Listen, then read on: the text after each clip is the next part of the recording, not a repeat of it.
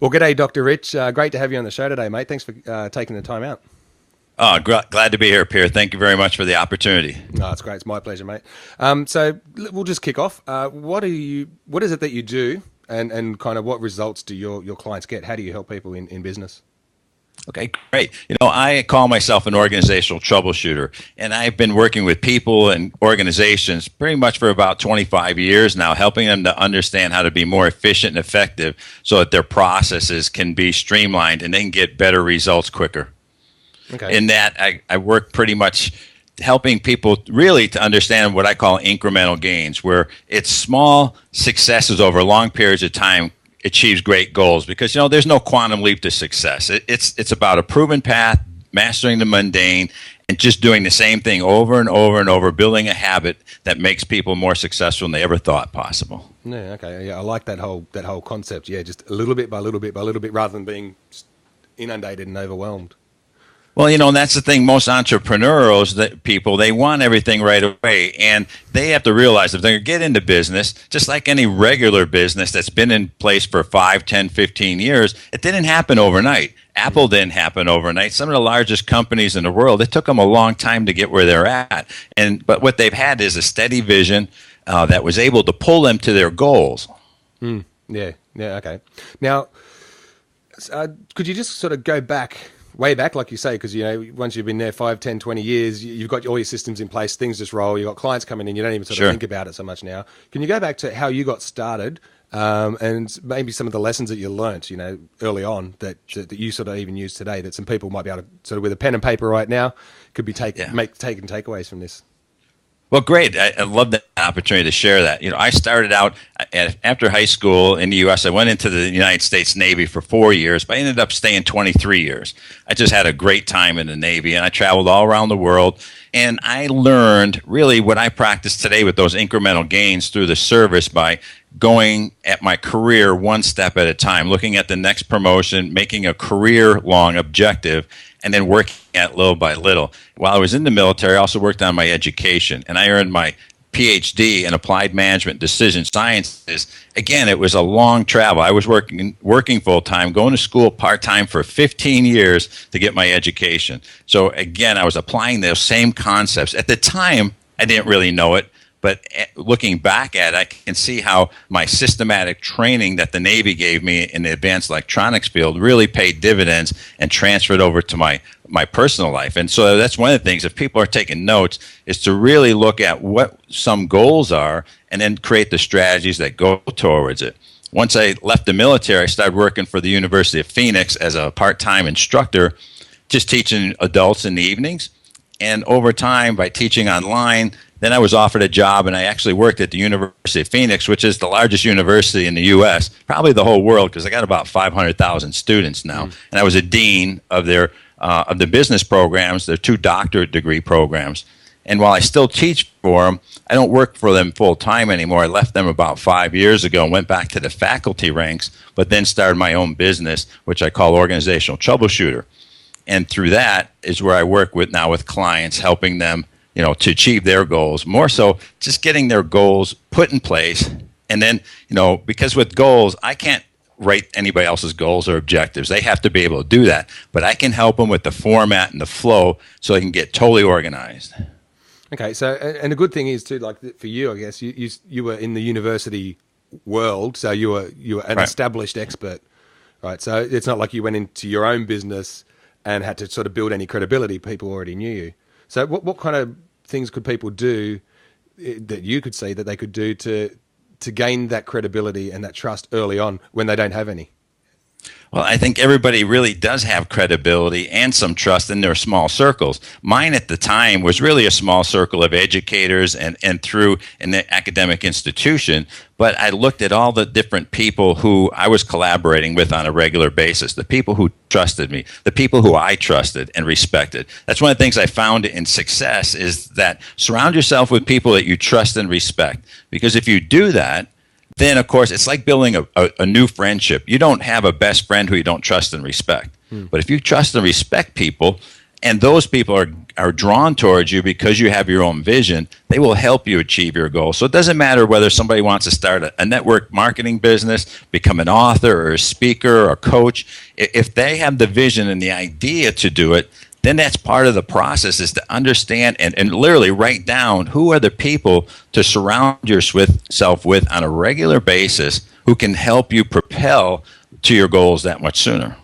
Okay, so say they've targeted someone who they want to surround themselves with, but how do they go up and approach that person? How do you surround yourself with these people? What's some specific steps that you could take to do that? Well, the first one is just be wide open and ask. Say, hey, I'm looking at starting my business. The most successful people I find are the most approachable. The unfortunate thing is most people who are just starting out, they're afraid to go to a successful person and ask them questions. Or if they see them at a conference, just to go up to them and introduce themselves, talk with them, ask them what they're doing.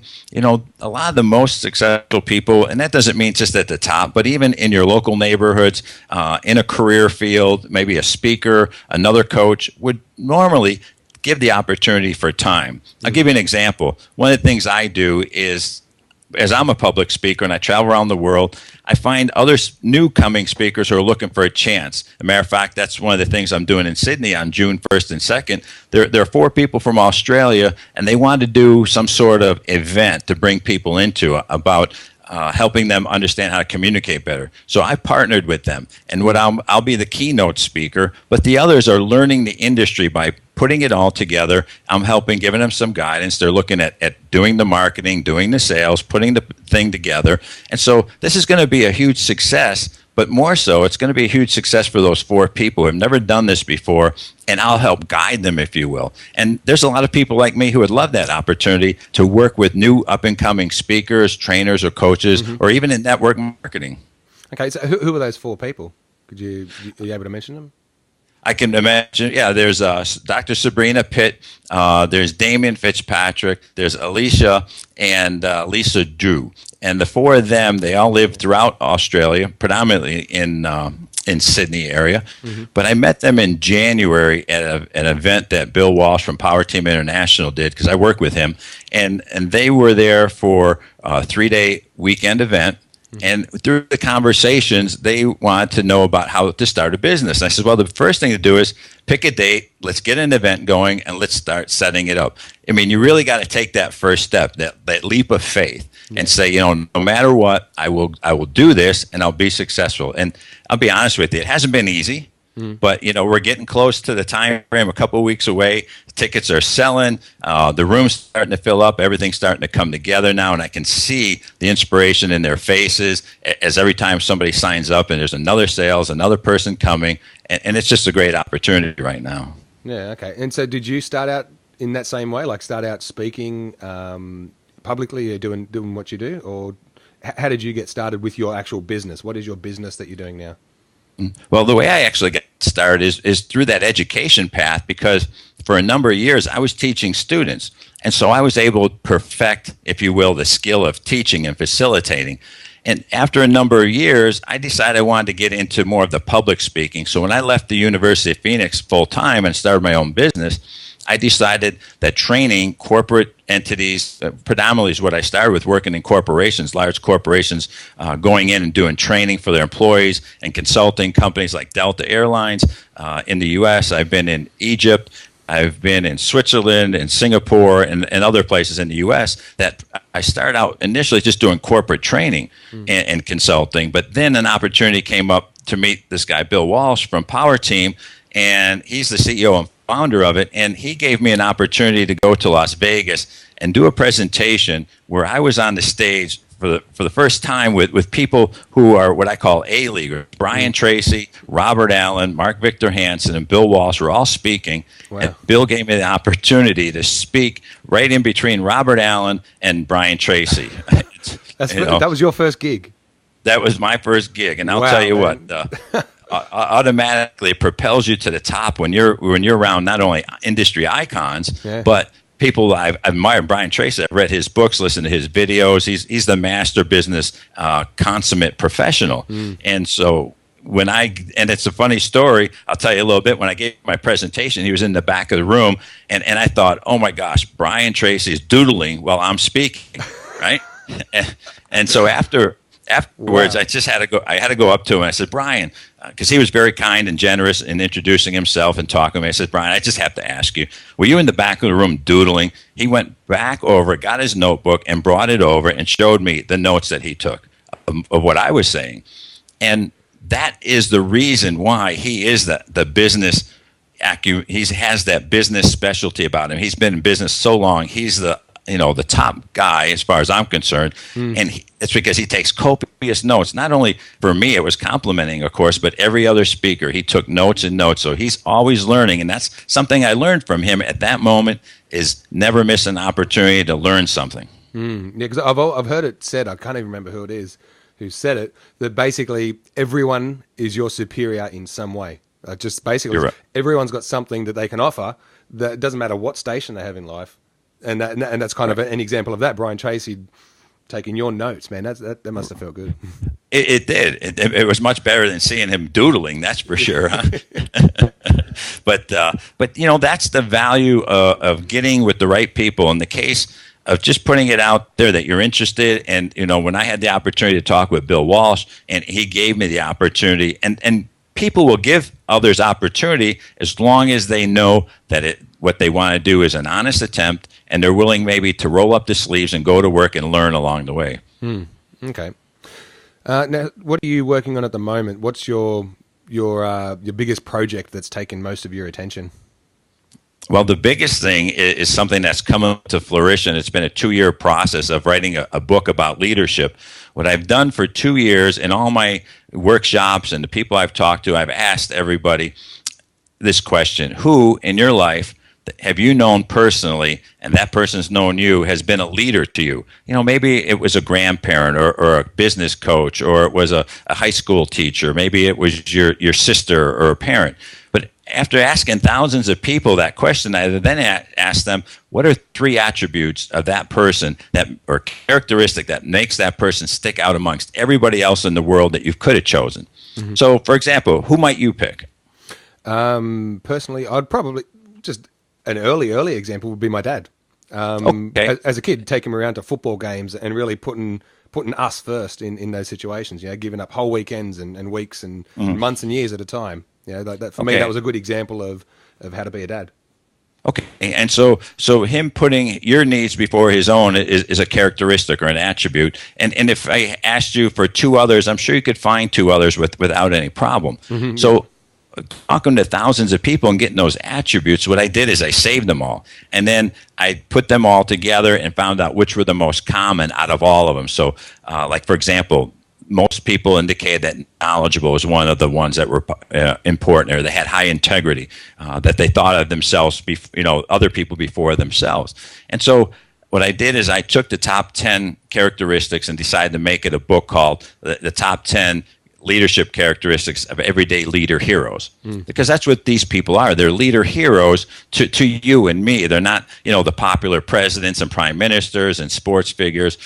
Because what I have found is young people, particularly supervisors in small to medium-sized organizations, or these entrepreneurs who are starting out, they're looking to lead, and sometimes they don't know how. And I tell them, you don't have to look to books. All you have to do is look to the people in your life who have influenced you. So the book is a combination of the top 10 common attributes of everyday leader heroes. And so I wrote one chapter because one of them was teacher, and not necessarily a formal teacher like a classroom teacher, but one of my neighbor's fathers taught me a lot when I was a kid, because my father passed away when I was 10, and he was a teacher because he showed me how to repair a flat tire on a bicycle. 11 years old. I didn't know how to change a flat tire. I just knew how to ride the bike, right? Yeah. So what I've done is I asked these other people who I believe in and have true trust in to, be that example for those other attributes. So I wrote the one chapter about teacher. 9 other people wrote the other chapters for me. So I'm bringing them all together, and in this book, there'll be these 10 attributes. And then I wrote an introductory chapter to that, which I talk about leaders and how and what leaders do. So, for example, are you familiar with a thermostat where you set a temperature in a room? Yep. And then there's a thermometer that just would read the temperature, right? It doesn't do nothing. It just reflects what the temperature is. And so I refer to leaders in two ways. One, a thermostat leader and a thermometer leader, where the thermostat leader is the one who sets the culture. He or she is the one who sets the tone for an organization or their business or their family, for that matter. And the thermometer is one who just merely reflects it. That might be somebody who's an employee in an organization. And I look at people in those kind of ways, the one that takes action and the one that's kind of maybe the follower or just the person that goes along with the flow. And building leaders, leadership's a contact sport. You have to be involved. You have to step out. You have to make a difference every day. It doesn't have to be a big difference. It just has to be a little bit of a difference every day to be successful. And so that's really how the books come to be. And I just literally was on the phone with my publisher the other night. We're finalizing the cover of the book. It's going to be a really cool cover based on a hero where a guy's opening up his shirt. Instead of Superman on there, there'll be a big L. Yeah. Yeah, and then it's going to just have all the words, and it's going to look really cool. I mean, I'm really happy the way it's coming out, and it should be available for ordering, and it should be published, I'm thinking, in about 4.5 weeks right now, by the end of June at the latest. Mm-hmm. Excellent, man. I'll definitely look out for that. Now, I was looking at something just online that you had talked about, is that people get, which you kind of mentioned a minute ago, people really get stuck into reading all the books. You know, I don't just mean reading books like, reading is bad, but I mean reading all the books and kind of getting nothing done. Could you talk a little bit about that? You know, what's your view on that? Yeah, because I've got a bookshelf full of books. I've read all the books too. I've been confused for 3 years and chasing this rabbit hole and that rabbit hole, and it's kind of, you know, this interview thing is kind of where it's all led to. You know, for me to go to create this, but had I not done all that, I wouldn't have created this. So could you talk a bit about that phenomena? Yeah. Yeah, well, you know, first, you know, I think that's great that you're reading. The average person, whether it be in Australia or the U.S., just doesn't read very much today, particularly anything in depth. They tend to, we're in this multitasking world where everybody does a little bit here. They want the 10 tips for success over here. They want the 3 tips over there. They don't want to read a book anymore. And I get that because we all live busy lives. But one of the things I do promote is for people, particularly people who want to be successful and start a business and even grow their business, is to read at least 10 pages of a good book every day. Why do I say that? One, because it's easy to do. Unfortunately, it's easy not to do. But if you do it on every day, 10 pages may take you a half hour, 40 minutes, maybe an hour. You never know. But if you read 10 pages of a good book every day for a year, that's 3,000, 500 pages, and that's the equivalent of anywhere between 13 to 18 great books a year. It can fundamentally change people's philosophies if they read 15 great books a year. And by reading those books, they'll start doing things different. I'm sure as you read some of those books of yours on your shelf behind you, you didn't wait to one day just be on the radio. You started doing different things. You started trying some things out. You started thinking differently, talking with people differently. Because of what you read, you're becoming smarter little by little. It didn't happen overnight. And that's the thing about reading, that when people read on a regular basis, it does a couple things. First, it forms our philosophies. And when we have stronger philosophies, much like when we surround ourselves with good people, we're surrounding ourselves in a way that's going to impact our philosophies. If you hang around with yo-yos, you become a yo-yo, right? You hang around with good people, you become good. And so those philosophies then in turn impact our attitudes. It's the attitudes when you wake up in the morning. Are you waking up in the morning ready for the day that you're going to make a difference in your life, your family's life, and somebody else's, because you're going to serve? Or do you wake up the first thing in the morning thinking, gee, what time can I go back to bed tonight? You know, there's a lot of people who do that. And so if we can shift the philosophies of people and therefore it's reflected in their attitudes, the next thing happens is their actions. And if you have great people with attitudes that reflect positive thinking and forward-looking approaches, their actions are going to be much different than the person who's just thinking that life is just going to be something that they got to get through. They can't wait till they get to the end of the day so they can go home, put their feet up, and turn the TV on and watch TV. And so the value of reading, I mean, in of itself, it's just huge. And even for those, if you don't read, a lot of times I'm flying on a plane or traveling, I'll have the books on audio on my iPhone, I whatever, because you can put music on everything today, and so I like to listen to books that are positive, and even music. That's the next best thing is music, because music has a way to be able to change our attitudes and how we feel just by listening to a couple of your most favorite songs in the world. What's your favorite song in the world, Peter? I don't know about my favorite song. There's too many. I'm a musician, so I know I got my bass in the background. But my favorite artist is Beck. Okay, so if you heard a song or two by your favorite artist, how does that make you feel? Oh, it's awesome. Yeah, I love it. Exactly. And so if you're feeling down, and that's one thing for your listeners to say, we can change our attitudes by surrounding ourselves first with the good people, but also on our own, that we can pick our attitudes by, if I'm waking up and I'm not feeling so good, then I put on my favorite song, which is Tears for Fears song, Everybody Wants to Rule the World. Mm-hmm. I don't know why, but in the 80s when it came out, I played it a lot, and it just makes me resonate well. And I listen to that. By the time it's over, I'm ready to rock and roll, head out the door, and go do good. It can quickly change your state. And you can select a song. You can select how you want to feel. You go, feeling a bit crummy. Chuck on a good song, pumps you up. Not just to hype you up, but just to change your state. Tony Robbins, change your state. Exactly. And that's it. That's where we have so much control over our lives, we don't even know it. The majority of people say, I don't know what to do. I'm tired. It's because, one, they may not have a really good vision for what they want to become. Maybe some people, they've kind of lost faith in being able to achieve their dreams already at whatever age. Maybe it's in their 20s, 30s, 40s, 50s, maybe even 60s. And so sometimes they may need a little help. And I think that's what I do the best, is help people see alternatives and how to take a vision and make it so strong that it's something they can wake up to in the morning, or when things get a little tough, they can go to that vision and say, you know what, this is what's going to keep me going. You mentioned you have a couple kids, right? Yeah, 4 kids. 4 kids. I'm sure at sometimes you're tired, you just want to get some sleep, but at the same token, I mean, you have this huge opportunity to impact every one of those children who are going to go on and impact other people in their lives. And I don't have kids myself, but I can imagine how proud feeling that is when you actually think about the responsibility and accountability you have with those 4 children.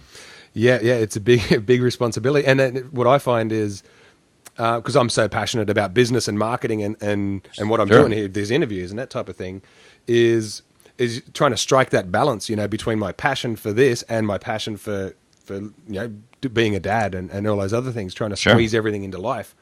So how do you go about doing that? How do you kind of make or organize yourself around time to kind of get things done, to get the important things done and just drop the unimportant things? That's a great question. And it's one I get on a regular basis, and I help a lot of clients through, is what I call, first, you have to look at what your priorities are, but I apply a concept, what you call time chunking. Mm-hmm. Time chunking is looking at a schedule. I tend to live my life 1 hour at a time in 1 hour increments. I do 1 hour for this. I do 1 hour at the gym. I do 1 hour for marketing. I do 1 hour for personal development. I take an hour for a nap if I need it, kind of thing. And I look at managing my time and how I do that. I can't just wake up in the morning and say, okay, this hour's for this. Most successful people in the world, they have a way of tracking what they need to do the next day. They have 3 things that they're extremely good at. And as I read biographies, those are the kind of books I read today, biographies of both successful people and people who have failed colossally. And you want to know what the 3 things I found out for being a better person and being able to develop that skill? You want to know what those 3 things are? Sure. I hope your audience has got their pens out right now. Or if they're driving, they pull over and write this down, depending on where they may be listening to this at, is that the best people in the world who have the most success, they practice these 3 things. First is the ability to self-reflect.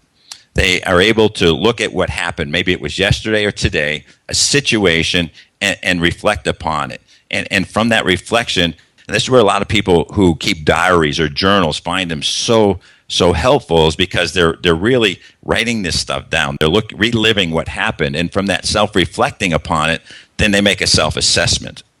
And that's, how did I do? What didn't I do so well? In the meeting I was in a corporate environment, did I say the right thing? Or when I was with a client, did I listen well enough? What part did I play in that as I was situated? I call it situatedness. In that reflection is look at, how did I do? Did I do good? Did I not do so good?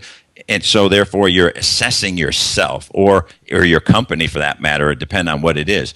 And then the last thing is to be able to take that to that next step is to self-correct. So if you self-reflect, self-assess, and you correct in the future, and that's when one of the things great leaders and good managers don't look at problems as something they have to solve today. They look at it as the opportunity for a better future, that if they make an improvement today here, it's going to be better tomorrow. And that ability to self-correct is really what makes the difference between good and great leaders. If you read a book by Jim Collins called Good to Great, you'll find that even there, the organizations as a whole have the ability to do really those three steps after maybe it's a year or a situation with a new startup or a new product development. They'll go back, they'll reflect upon it, assess it, and then correct it for the future. And the military, the Army in the United States, it does this extremely well, and they look at it as an event. Let's just say there's an exercise where they're preparing to be, prepared to go to war. What they do is with these exercises, after they're done, they'll bring all the major players back together, and it may take a day or two or even a weekend where they really replay it out. And they look at what happened and what could they do better, so that in the future, when it whether it be another exercise or heaven forbid an actual situation where they have to apply it for real, that they can do better than they would have done otherwise. Yeah, that's really important, and I can sort of see in a lot of places where that would come into play. That whole three-step, it's like a three-step formula, isn't it, for success? Almost, it is. It It is. And if you did that just every night. Think about if you could get in the habit of doing it every night. How long is it going to take you? 15, 20 minutes? You turn the TV off. Maybe in your case, you sit down with your family and you do it. A lot of people do it with their spouses or their business partners or even just themselves and look back on it from what happened that day, because then it's still fresh. If you wait too long, all of a sudden it's not any good. It doesn't work because you tend to forget things. But if you do it in a timely manner, it really sets you up for success the very next day. Okay, so it sounds like you could combine that with your big vision. So you go, here's what I want to achieve. I can see the steps that I need to take, the action I need to take to make those steps happen incrementally. And then that's like a day-to-day little thing that you can do that gets you closer and closer. And if it's always pointing in the direction of your goal, then step by step, you're just going to achieve it. It's almost like you can say, okay, well, that's going to happen. I don't know how long it's going to take, but it's going to happen. Right, you're exactly right. And what you made a great point there is that step-by-step process is if you come up with a goal, I say example, if you're going to run a marathon, let's say you want to run a marathon by the end of this year, then what you do is you have to break it back down. You're not just going to run out and run 26.2 miles or what is it, like 46 kilometers or something like that, and do it overnight. So what you do is you break it down and say along the way, maybe between then and now, you're going to run a 10K race and you're going to run a half a marathon, a 3/4 of a marathon. And little by little, you're going to start running and see that progress. And if you make your first goal of saying, well, within a month, I should be able to run a 10-kilometer race and do it, let's just say, in under 9 minutes a mile. And so you run that race. And if you do good, then you say your training's on track. If you don't do so good, then that's, again, you're self-reflecting, self-assessing, you self-correct and say, okay, well, maybe the next couple of weeks I have to run a few more miles or I have to do a little bit more exercise or watch my diet a little bit more.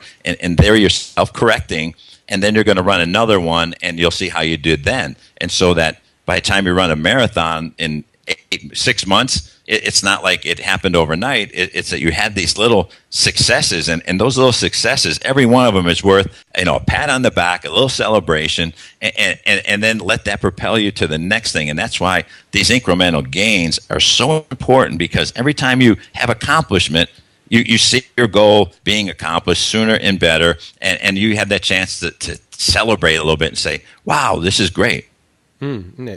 That whole process, it's kind of like I always, because as a musician, I always reflect back to learning an instrument.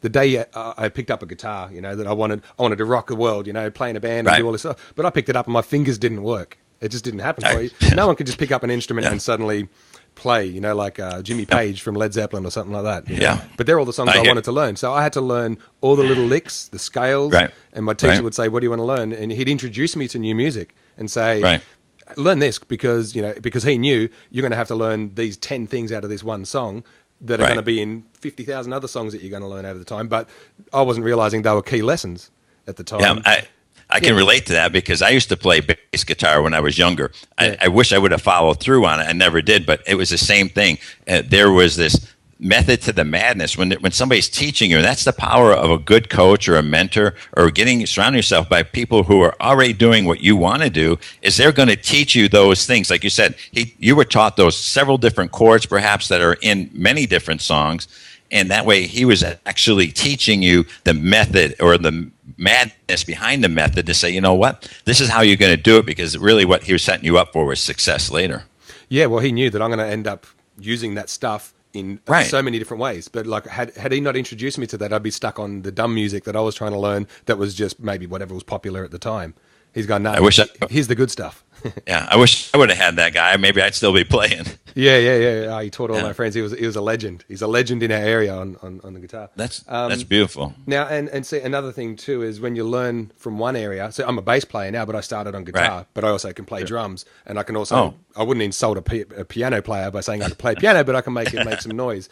But what I found is there's a lot of similarities between drumming and piano.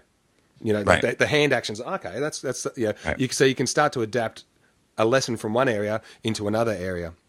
So the lessons you learn in your family, you can apply to business, or the lessons you learn there, you can apply to something else. So yeah, that's always a key thing is that it takes time, it takes those steps, those little incremental things. And I was talking to my friend's dad the other week who played guitar, and he said what happened is you get to a point where you just can't do it. It's just not working for you. It's not coming together. Yeah. But then all of a sudden, something just snaps in your mind, and the next day you can combine those three chords, and all of a sudden you can play songs. Right. So do you find that sort of happens in business? That some day it just sort of happens, the next day you wake up and I've got it. It's just something. You're in flow. You're right. It does, because that goes back. I'll take that back to the reading of 10 pages of a good book every day. As you read those 10 pages, and as maybe you start surrounding yourself with better people, all of a sudden the things that were not working for you are going to start working for you more and more, because your mind is changing, your philosophies. You're going to start to see how things are connected, how A is connected to B, B to C, and you no longer see those gaps. You see how everything's interconnected, and once you do that. That's where powerful comes in. That's why it's incremental gains. If you can do that for the first year, you'll see huge successes in the first year. If you do it for 2 or 3 years, the results are just phenomenal. The people I've worked with, even in myself, I see it. And after that, it's just unmeasurable, because then you're on the track to success. And it's like a treadmill. Once you get on it and you get going, it gets easy. Health is the same exact way. I'm a big believer in health, because I ran a couple marathons actually, and I competed in amateur bodybuilding, and I still go to the gym. But what I have found is it's what happens today and tomorrow and the next day, which results in how somebody's going to look 6 months from now, a year from now, or how their internal body is going to be. Those same incremental gains of small steps to get huge progress, it works with people's diets. And that's one of the things people don't really understand well, which I try to help them understand, is that every day we make a lot of small decisions, but every decision matters. There's a saying that we dig our grave with our teeth. That what goes in your mouth is going to determine how long you're going to live, because if you eat good food, you're going to be more healthier.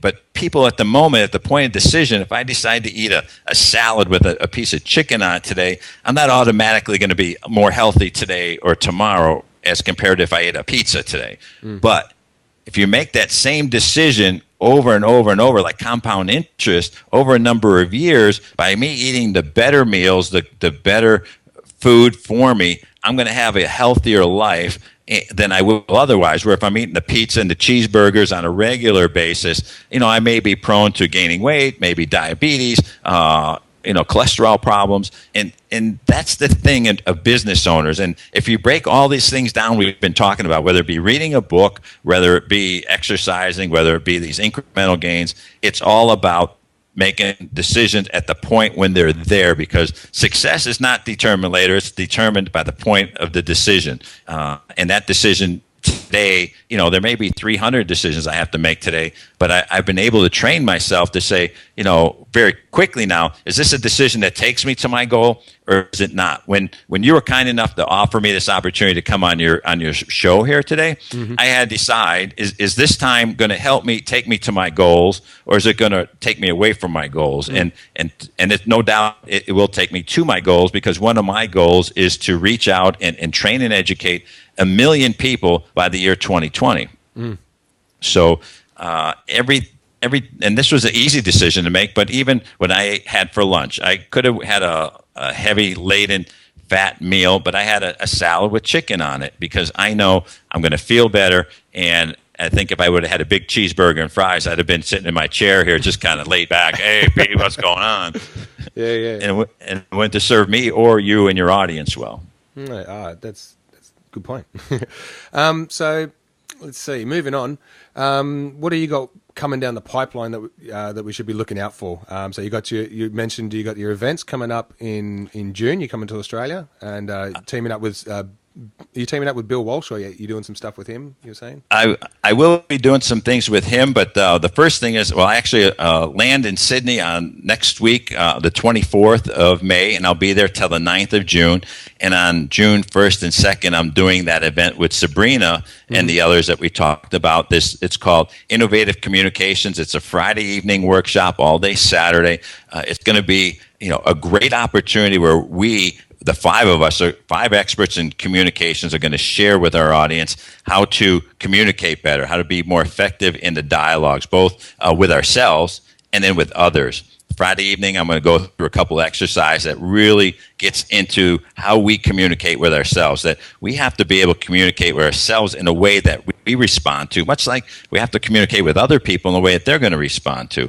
And then all day Saturday, we're going to have different speakers in there, different exercises, and what we're focusing this event on is really so when people walk out the door on Saturday, they're going to have some new tools, some tips and strategies they can apply the very next day, not just something they think about. Or, we don't believe in motivating people. We believe in inspiring people, but through education and training so that they can look at it and say, oh, okay, let me apply this to work the next day, or in my family conversation, how to maybe listen better, or how to understand everybody else's thoughts and ideas before making a quick judgment, if you will. So that's going to be June 1st and 2nd. I'm going to be talking with the American Chamber of Commerce while I'm there, and a few other folks. I really enjoy Sydney, and I'm hoping to be there quite a bit more, because I love the atmosphere of the beaches and the weather.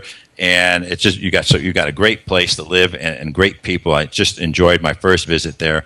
And then I'll be back again in July with Bill Walsh, who's from Power Team International, and he does events in Sydney several times a year. I was with him in January, where we did what's called as a Rainmaker Summit. It's a 2.5-day event where we bring in entrepreneurs who really want to get set and get focused on a 2-year strategy to achieve far more success than they might otherwise. It's another hands-on event where people do the work there and they go home and they don't just let it go like some of these what I call seminar junkies do. They get all motivated and they go home and they don't do anything with it. We don't believe in that. It's really, if you're going to come to our event, there's no way you're going to walk out of there and not be able to do something different the very next day.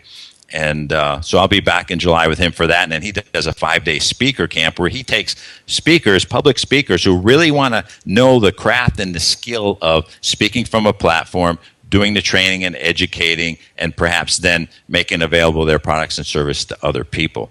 So I'm very fortunate to be able to work with him doing that. So I'm going to be in Sydney a lot. Yeah, it sounds good. Yeah, we'll definitely have to catch up, because I live in Sydney, so we'll catch up, have a beer. Now, I'm going to put some, just to let you guys know, I'm going to put some links down here, all this stuff that he said, all these events, so that you can just sort of click through and register and get to them. And definitely, when your book comes out, definitely, I want to get you back on the show then. Would that be cool? And we can sort of go through the book and bit of promo there, and yeah, sort of dive deeper into that specific topic because that's really I really like the whole. I don't know, just the nature of that kind of leadership. It's just very, very close to home. I really like it. So, yeah, would that be cool? You'd be able to come back on the show?